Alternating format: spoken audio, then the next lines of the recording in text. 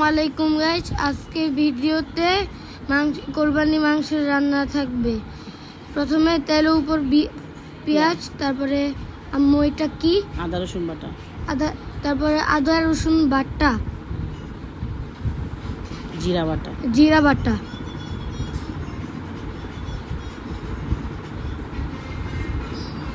জিরা বাটা। আম্মু এটা কি লবণ, তারপর লবণ। আম্মু এটা কি হলুদের গুঁড়া।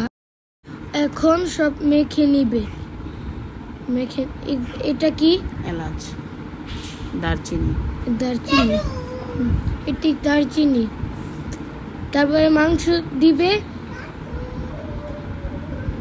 মাংস দিয়ে মেখে নিবে। এখন গাইস এখন মেখে নিবে, দেখেন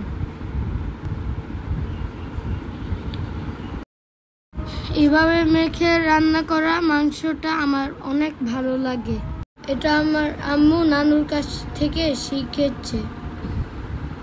মাখানো হয়ে গেলে চুলায় বসিয়ে দিবে ঢাকনা দিয়ে।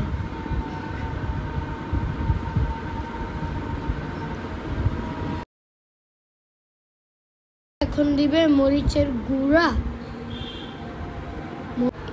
এরপরে নেড়ে চেড়ে আলু দিয়ে ঢেকে দিবে। বাস এইভাবে হয়ে যাবে কোরবানি মাংস রান্না। আল্লাহ হাফেজ।